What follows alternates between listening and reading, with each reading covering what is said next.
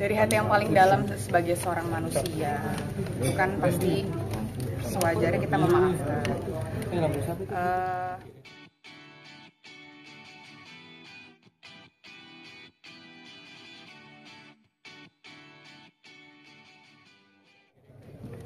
Menang atau kalah dalam sebuah permasalahan itu udah jadi pilihan terakhir buat kita gitu. Jadi itu kayak titik terendah kami deh untuk mikirin menang atau kalah.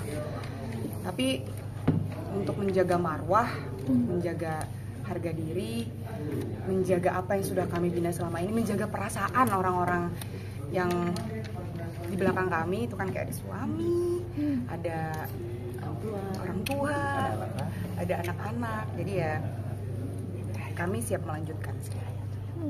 Ada durasi berapa lama Kak Tantri menunggu apa nyanyinya? Oh enggak ya.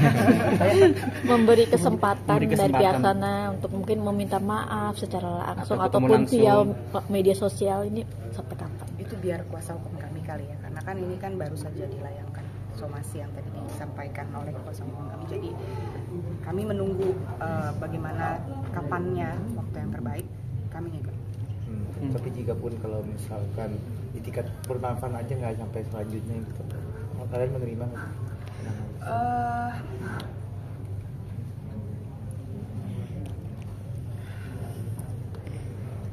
Gak ada yang mau jawab ya? Mungkin gue ya? Itu juga jawab ada.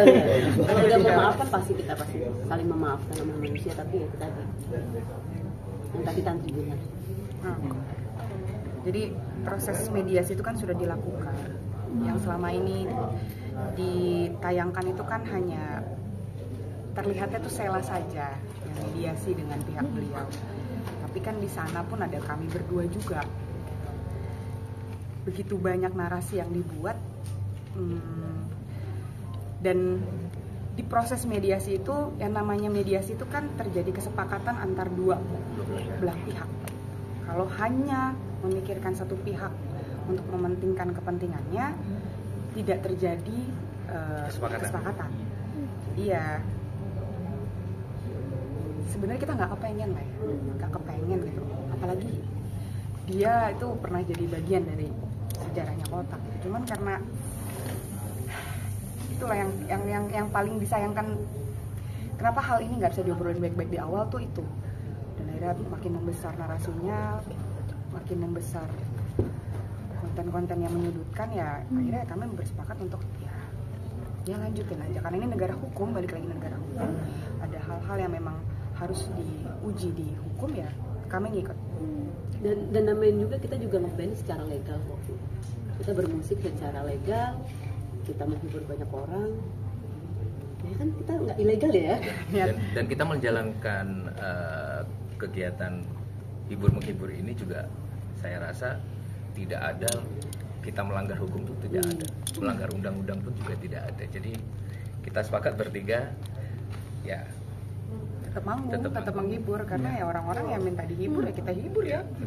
Oke, buat Kotak sendiri ini berarti secara tidak langsung menolak untuk mungkin mengganti nama Kotak dan sudah menghilangkan lagu-lagu ciptaan dari beliau-beliau ini, atau seperti apa sih? Karena kan banyak pro kontra, mungkin publik menilai pembelajaran dari Peter Pan dulu setelah ditinggal dari personilnya harus ganti nama band. Kalau Kotak sendiri seperti apa? Aku rasa perjalanan bertiga selama 12 tahun ya, terus yang aku bilang tadi, selama kita menjalani ini tidak melanggar undang-undang dan hukum, terus saja berjalan. Tadi saya udah disampaikan waktu pas lagi press conference, cuman saya lurusin lagi. Kotak itu kan terbentuk dari ajang pencarian bakat, namanya The Dream Band, saat itu tahun 2004. Proses pencarian ajang bakat itu prosesnya tuh audisi person ke person, jadi satu individual. Yang bass basis, bass gitaris, bass drummer, bass vokal. Akhirnya di proses tersebut itu dikumpulin lah, istilahnya dipaksa ngeband, terbentuklah Kotak.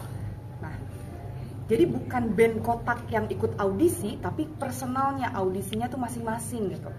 Jadi ya pas di situ kalau misalkan dibilang personil lama kan masih ada Sela gitu.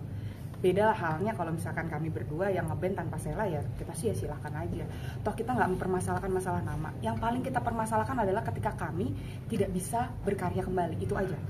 Jadi silakan deh nanti kita ya tadi yang saya bilang akan ada sesuatu hal, maksudnya karena ini proses hukum ya kami mengikuti alurnya seperti apa. Tapi kembali lagi bukan masalah namanya kalau buat kita. Yang kami takutkan adalah kami berhenti untuk bisa berkarya, memberikan sesuatu hal yang baik untuk yang mendengarkan.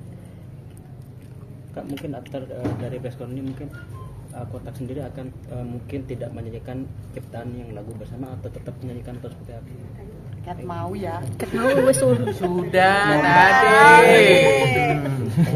Tanya diulang 10 kali. Seneni Mas, Seneni. Wes. Kak, kalau untuk Kotak sendiri kan punya band baru nih. Kalau untuk dari Kotak sendiri supportnya seperti apa sih untuk kepada Pausanic punya band baru nih? Mas, dari awal dia memutuskan mengundurkan diri ya 2011 itu kami menghargai keputusannya gitu. Dan di situ kan seperti yang kita tahu alasan beliau keluar dari Kotak kan juga ingin membuat satu band baru gitu. Dan di situ pun kami sangat mensupport gitu atas karya-karya yang mungkin mau dilakukan juga. Jadi ya karena sama-sama di industri musik ya kenapa nggak saling support gitu. Pasti disupport lah.